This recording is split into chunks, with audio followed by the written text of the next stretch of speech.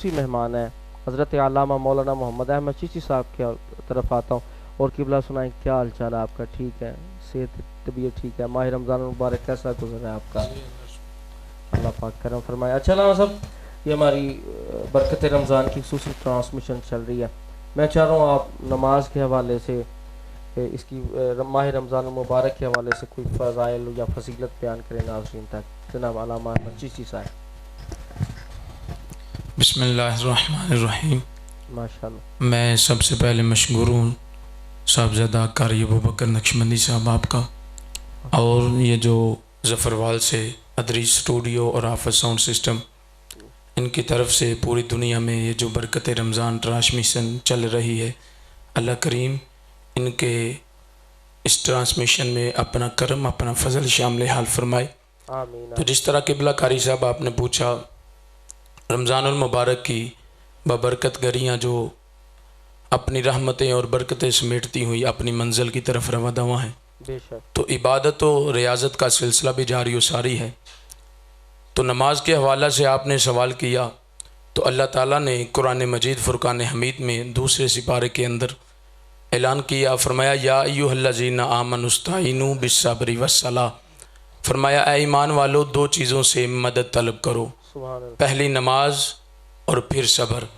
نماز کے متعلق آپ قرآن مجید کا مطالعہ کر کے دیکھیں تو تقریباً 700 سے زیادہ مرتبہ اللہ تعالیٰ نے نماز پڑھنے کا حکم دیا ہے، بے شک۔ اور ایمان والوں کو حکم دیا ہے کہ فرمایا نماز کی طرف آ جاؤ۔ تو امام بخاری نے اسی آیت کے ضمن کے اندر حدیث مبارکہ بیان فرمایا کہ نبی پاک صلی اللہ علیہ وسلم نے ارشاد فرمایا، صحابہ کو نماز کے متعلق حضور بیان فرما رہے تھے، تو امام الانبیاء نے فرمایا صحابہ کہ ایسا ہو سکتا ہے کہ کسی کے گھر کے سامنے کوئی ایک نہر ہو اور اس نہر کے اندر انسان 5 مرتبہ نہائے، تو کیا اس کے جسم کے اوپر جو ہے وہ میل رہ سکتی ہے؟ تو صحابہ کرام نے عرض کی یا سید یا رسول اللہ، ایسا تو نہیں ہو سکتا کہ بندہ نہر کے اندر 5 مرتبہ نہائے تو اس کے جسم کے اوپر جو میل ہے وہ باقی رہ جائے۔ تو امام الانبیاء نے فرمایا صحابہ یاد رکھنا، جس طرح بندے کا نہر کے اندر 5 مرتبہ نہانے سے جسم کے ظاہر سے میل ختم ہو جاتی ہے، اسی طرح 5 مرتبہ وضو کرنے سے انسان کا اللہ تعالیٰ باطن بھی پاک فرما دیتا ہے۔ تو اگلی بات جو امام الانبیاء صلی اللہ علیہ وآلہ وسلم نے حضور نے ارشاد فرمایا صحابہ کہ جو بندہ نماز ادا کرتا ہے اس پر اللہ کی بڑی رحمت نازل ہوتی ہے۔ اور حضرت جابر رضی اللہ تعالیٰ عنہ اس حدیث کے راوی امام ترمذی نے اس کو نقل فرمایا ہے، فرماتے ہیں کہ نبی پاک صلی اللہ علیہ وسلم، سردیوں کا موسم تھا جس موسم کے اندر درختوں کے پتے جھڑنا شروع ہو جاتے ہیں، فرماتے ہیں کہ ہم نبی پاک صلی اللہ علیہ وسلم کے ساتھ تشریف فرماتے، فجر کا ٹائم تھا تو ہم نکلے، نبی پاک صلی اللہ علیہ وسلم ایک درخت کے پاس کھڑے ہوئے اور درخت کی ٹہنیوں کو پکڑا اور ہلانا شروع کر دیا۔ تو نبی پاک صلی اللہ علیہ وسلم نے جب درخت کی ٹہنیوں کو ہلایا تو سارے پتے زمین پر گر گئے، سارا درخت خالی ہو گیا۔ صحابہ کرام نے عرض کی یا سید یا رسول اللہ، یہ سارا درخت خالی ہو گیا ہے، اس کی وجہ اور حکمت کیا ہے؟ تو امام الانبیاء صلی اللہ علیہ وآلہ وسلم نے ارشاد فرمایا غلاموں، جو 5 مرتبہ اللہ کی بارگاہ میں حاضر ہوتا ہے، جو 5 مرتبہ رب ذوالجلال کی بارگاہ میں اپنی پیشانی کو رکھ کر اس کی تعریف بیان کرتا ہے، اس کی برائی بیان کرتا ہے، فرمایا صحابہ یاد رکھنا، جس طرح یہ درخت خالی ہو گیا نا، یہ اس کے درخت کے اوپر اللہ، میں نے جب ہلایا تو درخت کے اوپر سے سارے پتے گر کر زمین پر آگے ہیں۔ تو صحابہ یاد رکھنا، جب بندہ نماز پڑھتا ہے تو اللہ تعالیٰ اس درخت کی مانند اس بندے کے گناہوں کو بھی معاف فرما دیتا ہے۔ تو نبی پاک صلی اللہ علیہ وسلم نے نماز کے حوالہ سے بڑی جو فضیلت فرمائی ہے۔ تو آج جس طرح یہ رمضان المبارک کا مہینہ اپنی رحمتیں اور برکتیں سمیٹتا ہوا اپنی منزل کی طرف رواں دوا، لوگوں کا بھی عبادت و ریاضت کا سلسلہ جاری و ساری ہے، تو ہمیں چاہیے کہ جس طرح نبی پاک صلی اللہ علیہ وسلم نے ارشاد فرمایا رمضان المبارک کے اندر اللہ تعالیٰ نے بڑی فضیلتیں رکھی، برکتیں رکھی ہیں کہ بندہ عام دنوں کے اندر نوافل ادا کرتا ہے اس کو نوافل کا ثواب عطا ہوتا ہے، لیکن رمضان المبارک کے اندر نبی پاک صلی اللہ علیہ وسلم نے فضیلت رکھی، فرمایا رمضان المبارک کے مہینے کے اندر ایک نفل اللہ تعالیٰ عطا فرما، رمضان المبارک کے مہینے کے اندر ادا کر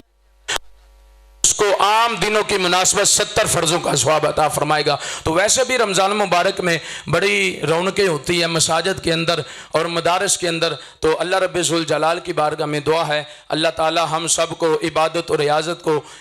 ریاضت کرنے کی توفیق عطا فرمائے اور اپنی بارگاہ میں کرنے کی طرح۔ حضرت ڈاکٹر محمد علامہ اقبال نے بات کہی، فرمایا کہ نماز پر قبل اس سے کہ تیری نماز پڑھی جائے، فرمایا نماز کی طرف آ جاؤ،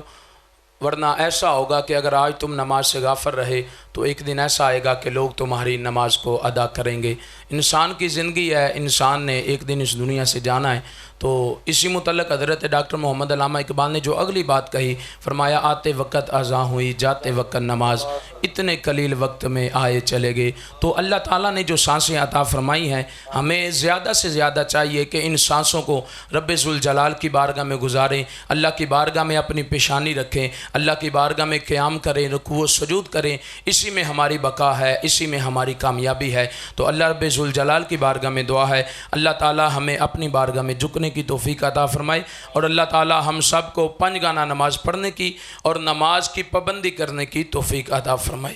جی ناظرین اکرام، حضرت علامہ مولانا محمد احمد چشتی صاحب نماز کے حوالے سے گفتگو فرما رہے تھے، اور واضح فرق ہے مسلمان اور کافر کے درمیان نماز کا،